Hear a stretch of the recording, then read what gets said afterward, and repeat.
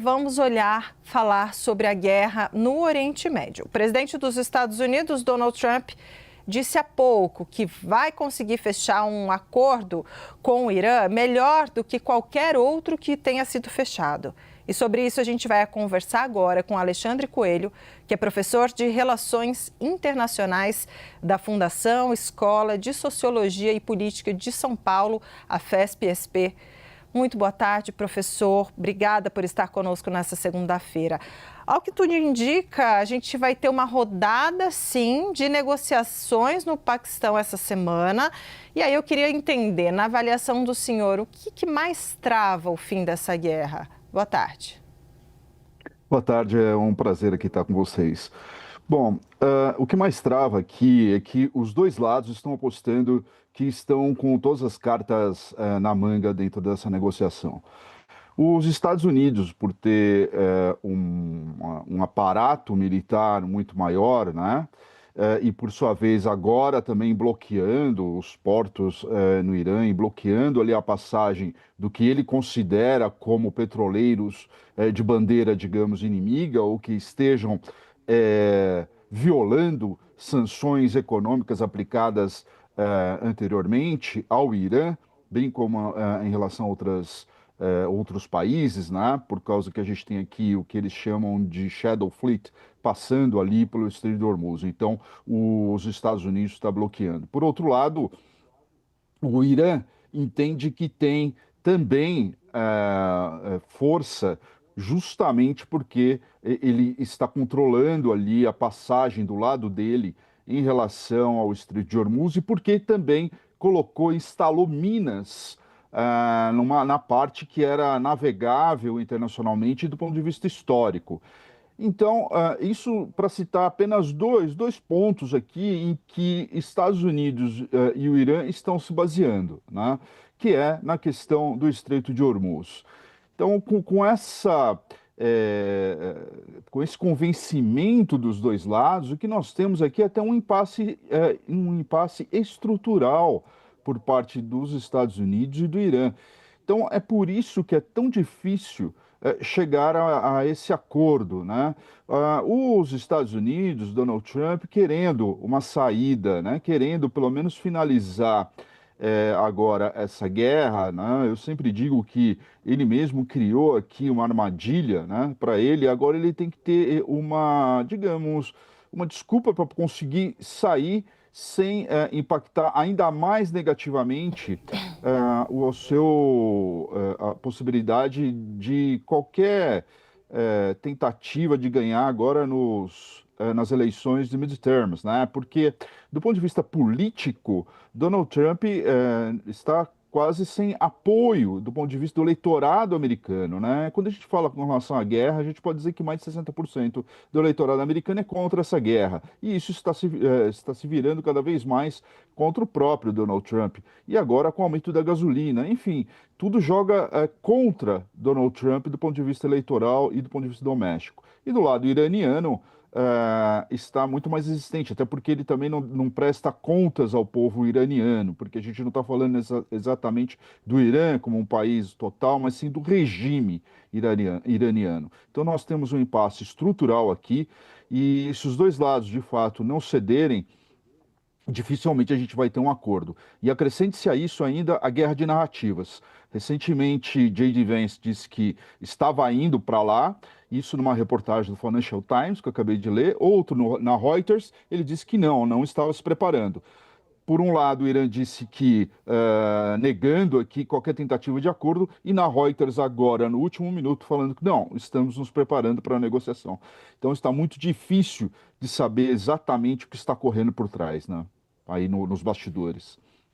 Sim, sim. Eu não sei se isso talvez seja até uma estratégia, né? Porque o presidente Donald Trump, ele mesmo dá 3 versões diferentes sobre um mesmo assunto no mesmo dia. Então, quer dizer, é difícil, né? Agora eu queria entender, porque o mundo está muito preocupado com o fim do cessar-fogo. Agora são 16 horas e 46 minutos de segunda-feira. E o prazo para o fim do cessar-fogo entre Irã, Estados Unidos, Israel, enfim, é quarta-feira à noite, ou seja, depois de amanhã. Professor, o que se, enfim, no cenário de um acordo e mais, num cenário de não acordo, o que o mundo pode esperar após o fim desse cessar-fogo, se ele não for prorrogado? Perfeito, Débora, exatamente. Nós temos aí dois cenários, né? O primeiro cenário é exatamente se de fato nós tivermos aqui um acordo e aí com o Estreito de Hormuz sendo liberado por parte do Irã e também por parte dos Estados Unidos. Veja, o Irã já colocou que se os Estados Unidos não liberar o Estreito de Hormuz também, não liberar o seu bloqueio, né, o Irã não vai liberar o Estreito de Hormuz, né? Falando aqui na questão do Estreito de Hormuz ainda. Tá? Por outro lado, se esse impasse continuar e não tiver o acordo, eu acredito muito aí nós temos outros, isso deriva para mais alguns outros pontos. Qual seria? Um deles é uma possibilidade de tentativa de tomada da ilha de Karg, onde nós temos aqui a grande 90% da produção de petróleo, da produção iraniana. Tá? Uma tentativa aqui. Obviamente que seria uma tentativa, se a tomada ocorrer por parte das forças norte-americanas, não seria também por muito tempo, porque as forças americanas, mesmo que estejam com grande contingente, precisaria muito mais para manter o controle da ilha, entre outros, porque nós temos ali a Guarda Revolucionária Iraniana. Né? Um outro cenário seria a continuidade dos bombardeamentos, conforme os Estados Unidos e Israel têm feito, e aí, provavelmente, de forma colateral, outra questão ia ser envolvendo o Líbano, e aí provavelmente Israel voltaria a bombardear ali o sul do Líbano. Né? Então, esse também é um outro problema. Ou seja, se de fato esses acordos não saírem, se esse acordo não sair, nós teremos uma escalada ainda maior, provavelmente com boots on the ground por parte dos Estados Unidos na ilha de Karg, não deve ser uma operação muito ampla, e pelo lado do Irã, o bombardeamento dos países do Golfo.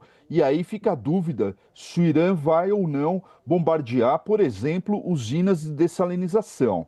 Isso pode, inclusive, acontecer.